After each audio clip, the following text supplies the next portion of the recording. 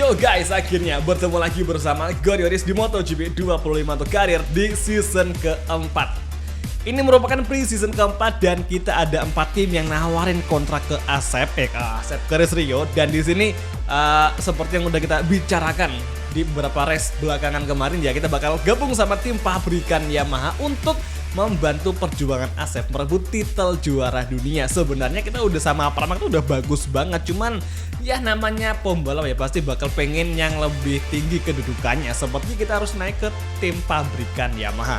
Kita pakai full calendar 22 seri hingga Valencia. Kemudian untuk riding gearnya kebetulan udah ada yang ngebikin mod menaikkan ukuran dari nomor start. Jadi kita bakal pakai nomor 56 lagi. Wah gila, apa nih, silau banget. Ini nggak kelihatan nomor startnya kayak gini. Tapi oke, kembali ke pembahasan. Jadi nomor startnya udah bisa digedein. Nah, kita bakal pakai nomor 56 karena ini merupakan nomor yang melekat sama karakter Rio seperti yang udah kalian minta di awal-awal musim untuk season ketiga. Jadi fix nomor 56 bakal kita pakai. Dan ngomongin soal helm, sebenarnya helm yang kita pakai di musim lalu itu kalau menurut gue pribadi udah keren cuy. Cuman masalahnya kita gabung sama tim Monster Yamaha Energy yang harusnya kita juga ada ketempelan logo-logo dari Yamaha Monster. Plus juga gue tambahin beberapa logo sponsor supaya lebih mempercantik penampilan dari helm kita. Dan tema kita di season keempat adalah tema dark ya. Jadi kita menggunakan warnanya serba hitam putih, warna-warna basic lah pokoknya. Jadi kayak gini penampilan dari Rio untuk musim keempat. Terus untuk bursa transfersnya di market transfers kelas MotoGP kita kedatangan satu rookie baru yakni Jack Dixon. Padahal ya kalau aslinya Jack Dixon ini nggak dapat tempat di MotoGP dan konon katanya si Dixon akan berlabuh ke WSBK untuk musim 2026. Menarik banget. Terus Maverick pindah ke HRC, Zarco pindah ke KTM, yaelah Zarco CLBK. Terus Alex Marquez ke Yamaha, terus Manuel Gonzalez pindah ke KTM Tech 3 dan Rins pindah ke LCR Honda. Kira-kira siapa nih pembalap dari Trackhouse yang dikeluarin? Oke, di kelas Moto2 cuman ada 3 market transfers.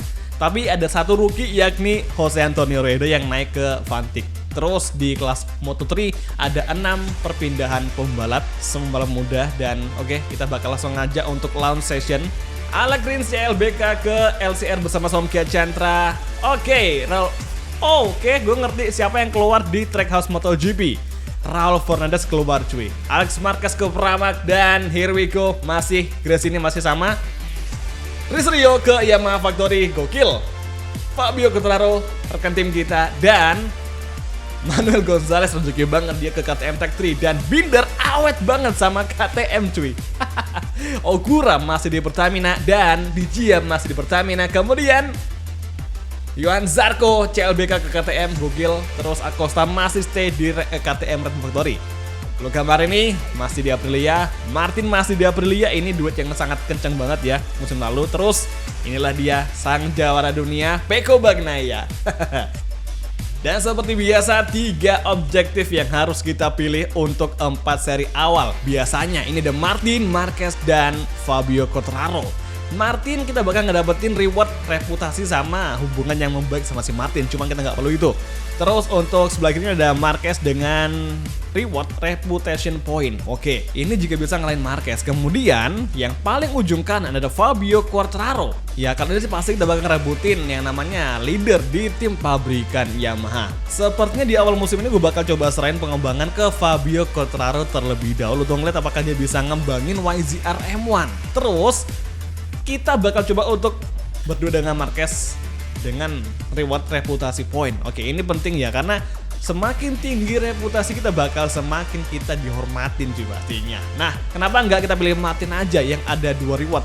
Gue masih sebel sama si Martin ya guys ya, perihal. Aduh, silau banget ini. Jadi gue masih sebel sama si Martin perkara waktu di Qatar musim lalu. Kita udah masuk P2 kalau nggak salah, terus ditabrak sama Martin dari belakang. Itu yang ngebikin gue sangat apa ya, kayak jengkel banget sama Martin. Dan sampai sekarang kita masih belum ada hubungan baik sama si Martin, dan dia pun nggak ada itikat baik buat baikan sama kita. Maka kita bakal melakukan hal yang sama. Jadi kita musuh sama si Martin sedari awal musim di kelas MotoGP. Dan akhirnya tiba kita di garasi dari Yamaha Factory atau Yamaha Monster Energy, dan ini merupakan garasi yang diinginkan oleh seluruh kebanyakan fans Yamaha pastinya kan. Dan sekarang kita bakal ngeliat dulu perbandingan antara spek A dan juga spek B, karena inilah yang akan kita uji. Nah, kalau spek A ini motor yang dikembangin langsung dari Yamaha dan juga Fabio Quartararo. Sedangkan spek B motor yang akan kita kembangkan dengan tim kita sendiri tanpa ikut campur dari Fabio Quartararo. Nah, kita bakal membandingkan kira-kira spek mana yang akan kita pakai yang paling nyaman nih. Intinya gitu, yang paling nyaman dan paling kenceng untuk mendapatkan lap time di sini. Oke, sekarang kita coba dulu spek A untuk motornya Fabio Quartararo atau motor garapan dari Fabio Quartararo. Kira-kira bakal senyaman apa? Kalau sekiranya nggak nyaman, gue bakal coba spek B, dan kalau spek B nyaman, maka kita bakal pakai spek B saja. Gue nggak tahu pasti ini bakal sampai berapa putaran. Yang jelas gue bakal coba untuk ngegeber aja, karena untuk Yamaha Factory ini atau motor dari Yamaha Monster Energy itu memang sih kita sama-sama YZR-M dengan di tim Pramac. Tapi soal pengembangan gue rasa lebih maju Pramac Yamaha, karena kita ngembangin Yamaha Pramac dari awal musim. Ibarat kata kayak kita memang pindah ke tim pabrikan, tapi kita ngeracik motor baru lagi. Wah, ini agak berat sih. Gue bakal suka kalau motor kita di Pramac kemarin itu dipindahin ke tim Yamaha Monster Energy. Jadi kayak kita tinggal ngelanjutin aja pengembangan yang udah kita lanjutin kemarin di tim Pramac. Tapi yang nggak bisa cuy, karena itulah aturannya. Oke, sekarang untungnya sih di table performa atau rankednya Pramac ini atau Yamaha ini, Yamaha Monster ya, dan juga Yamaha Pramac itu udah masuk ke ranked B ya. Jadi kita udah naik, yang semula kita di rank C, kita udah naik di rank B berkat Pramac Yamaha dengan Rizri yang sangat super power banget di musim lalu. Kita berhasil meraih tempat ketiga di klasemen akhir. Oke, so far kita masih aman. Entry corner kita agak late break, ini salah pengereman. It's okay. Gas lagi. Iya sih, ini beda. Jadi rasanya bahwa motor ini agak beda dengan Yamaha Pramac karena beda pengembangan.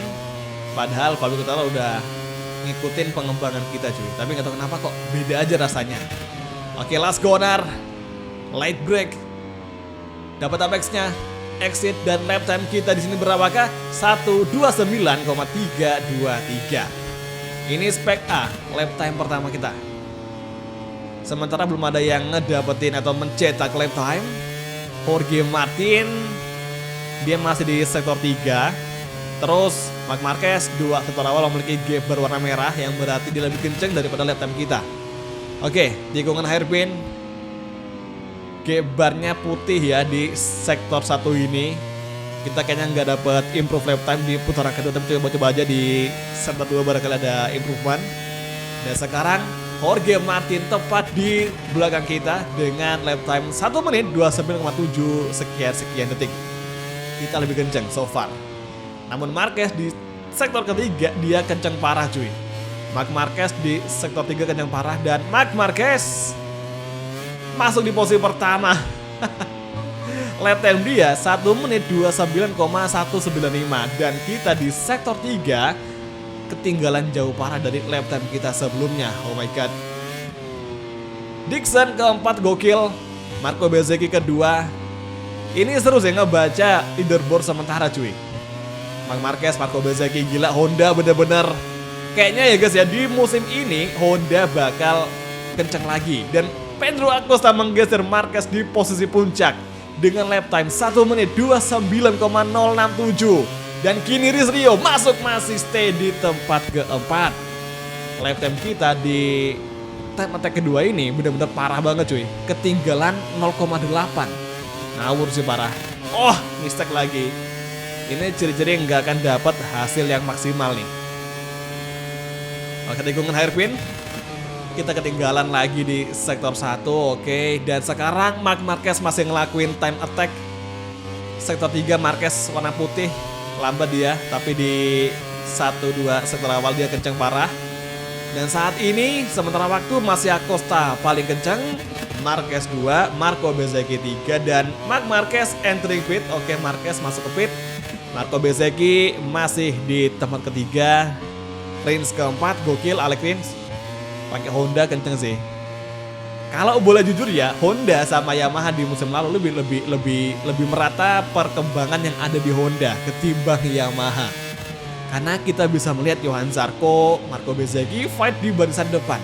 Lah kita cuma sendiri aja, itu pun pakai tim Pramac cuy. Fabio Quartararo, Alex Rins gak tahu kemana. Nah sekarang Alex Rins dia ke Honda, dia akhirnya dapat motor yang bagus karena Honda lebih bagus ya secara performa musim lalu. Lebih stabil, merata untuk semua pembalapnya. Dan sekarang di Last Corner, kayaknya pas lagi hari ini, aduh malah ngelebar lagi. Kayaknya ini motor gak nyaman sih. Spek A dari Fabio Quartararo nggak nyaman cuy. Kita bakal masuk ke pit dan kita bakal coba untuk mengganti motor spek B. Kira-kira bakal dapat lap time seberapa. Nah misal kalian perhatiin di gambar yang gue tampilin di layar saat ini ya guys ya, itu ada grafik yang mana itu grafik putih adalah performa motor Yamaha YZR Manufactory sebelum pre-season ini. Nah grafik yang warna biru itu merupakan performa motor Yamaha YZR Manufactory Racing setelah atau sedang sementara ngelakuin tes di Thailand ini di pre-season. Dan perbandingannya cukup signifikan, terutama di bagian anti-wheelie dan juga di bagian penetrasi aerodinamika. Sedangkan untuk engine power itu nggak ada upgrade sama sekali. Nah itu kalau gue inget sama grafik dari Pramac Yamaha, jujur ini beda banget. Karena motor yang kita kembangin di musim lalu timnya Pramac itu fokusnya ke bagian engine. Sedangkan kita di musim lalu tuh nggak fokus sama bagian elektronik atau anti-wheelie. Kalau di Yamaha ini kayaknya sih pabrikannya lebih fokus ke balance ya, lebih menyeimbangkan di setiap sektor performa. Tapi buat disclaimer, grafik biru tadi merupakan grafik performa dari motor spek A atau motor yang dikembangin langsung oleh Yamaha dan juga Fabio Quartararo sebagai tim leader. Sedangkan spek B itu garapan kita, cuma tadi nggak ketampil ya perbandingan antara motor sebelum tes dan juga motor setelah tes dengan menggunakan spek B ini. Nah sekarang kita udah dapat 2 gap bar warna merah di 2 sektor awal. Ini bagus banget, ada prospek menarik. Kemudian di sektor 3, apakah bakal sama? Mari kita lakukan saja. Alah malah lebar, langsung ketinggalan. Oke, kembali di tikungan ke-9. Kita memiliki gap bar warna merah di sektor 3. Here we go, come on guys, keep fighting. Ya malah mistake nginjak rep, kacau. Oke, inilah dia last sektor menuju last corner dan kita kalah di sektor terakhir gara-gara kurang pas tadi racing lainnya dan alhasil kita gagal mendapatkan lap time terbaik. Oke, sekarang menuju first corner. Time attack yang kesekian kalinya atau time attack kedua dengan spek B. Sementara itu masih ada Costa yang menjadi leader dengan lap time 1 menit 29,067. Dia di ambang batas menembus 128. Oke, last corner dan aduh kita ngebikin kesalahan lagi dan kita kehilangan lap time dan finish line. Aduh, lagi-lagi. Kita coba lagi di entry corner menuju tikungan ke-5. Here we go. Sektor 2, berapakah gap kita dengan Acosta? Sangat tipis, plus 0,020 dan sekarang di tikungan ke-6 change direction ke arah kanan. Oke, menuju tikungan ke-8. So far so good. Gap bar kita masih bagus. Dan sekarang dapat apex-nya, kemudian exit lagi. Sektor 3 gap kita. Oke, tipis banget dengan Marco Bezzecchi. Oke, Bezzecchi menjadi fastest lap sementara waktu. Dan sekarang inilah dia momen yang ngebikin kita suka kacau di sini. Dan sekarang menuju last sektor, last corner. Here we go. Heartbreaking from race. Last corner, sedikit lagi, full gas dan garis finish. Finally, fastest lap of the test, 128 seorang diri. Nah barusan gue pakai kompon ban soft depan dan terbukti kita langsung mendapatkan fastest lap tembus ke waktu 128 seorang diri. Marco Bezzecchi, Acosta mereka gagal tembus di angka segitu. Tapi emang sini gamenya lumayan tipis antara Race Rio dan juga dengan Pedro Acosta. Dari tes ini bisa kita simpulkan bahwa Marco Bezzecchi kayaknya bakal menjadi ancaman besar di musim ini. Tapi ingat, ini hanya sebatas dari tes saja, belum saat kita balapan. Karena biasanya tes sama balapan tuh berbeda cuy. Ya kan? Jadi kita harus berpikir positif aja. Atau juga nih si Marquez pakai hard medium dia dapat posisi 5. Kita pakai soft medium baru bisa kenceng. Ya sadar dirilah ya. Dan Pecco Bagnaia sang juara dunia malah di posisi ke-20. Wah gila. Ini serius. Oke, semoga aja serius lah ya. Pecco Bagnaia cuy. Sekelasnya Pecco Bagnaia di posisi ke-20 di tes kali ini. Kayaknya ada yang gak beres nih. Nah sekarang kita udahin aja tesnya dan fix ya. Dari semua tes yang kita lakuin barusan, dari time attack-nya, berdasarkan time attack, motor spek B itu lebih cocok sama gaya balap kita. Motor spek B, motor garapan kita sendiri dan tim kita sendiri. Sedangkan spek A itu garapan dari Yamaha langsung dengan Fabio Quartararo sebagai leadernya. Oke lah memang sih, kalau kita ngejar keseimbangan itu kita nggak akan bisa ngedapetin performa maksimal. Makanya kita pakai motor spek B yang grafiknya agak ugal-ugalan tapi kenceng. Nah, kalau nanti kita jadi leader dari faktor Yamaha, gue bakal coba minta Yamaha untuk ngembangin fokus di engine ya. Karena terbukti Miguel Oliveira di musim lalu dengan bantuan kita bisa kenceng. Apakah Fabio Quartararo bisa kenceng juga jika kita menjadi tim leader ya. Semoga aja di 4 seri awal kita bisa mengalahkan Fabio Quartararo agar kita bisa menjadi leader supaya Yamaha lebih baik lagi juga. Dan ini bisa kalian perhatiin spek A itu emang serba balance ya. Pokoknya grafiknya bulat aja, nggak ada yang lancip satu sisi. Nah spek B ini paling oke sih kalau dari pendapat gue pribadi setelah kita ngetes barusan. Jadi fix ya guys ya, di musim keempat kita bakal pakai spek B untuk bertarung melawan Marquez, Pecco, Marco Bezzecchi dan juga yang lainnya. Nih ya sebagai bukti perbandingan grafik performa antara Pramac dan juga monster Yamaha. Gila kan, Pramac itu kenceng parah. Oke, Pramac kenceng parah. Kita fokus ke engine dan juga aero. Kita nggak ada fokus di anti wheelie. Sekenceng itu Pramac Yamaha. Tapi ya apakah kita bisa ngembangin faktor Yamaha seperti Pramac? Bismillah, semoga bisa. Karena lawan kita itu bukan cuma Fabio Quartararo sebagai perebutan tim leader, tapi juga Yamaha itu sendiri yang konon katanya orang-orang dari pabrikan Jepang itu pada bebal kolot semuanya. Ya semoga aja kita bisa ngerubah hal itu dan menaikkan ranked dari Yamaha yang semula dari B naik ke A seperti yang kita lakukan ke Pramac Yamaha dari rank C ke rank B. Jadi oke semua, kalau gitu sampai ketemu di video selanjutnya di seri pertama. Semoga aja hasilnya bisa memuaskan. Kalau gitu terima kasih sudah nonton dan sampai ketemu lagi di video MotoGP Karir untuk episode selanjutnya. Thank you, bye dan ciao guys, sampai jumpa.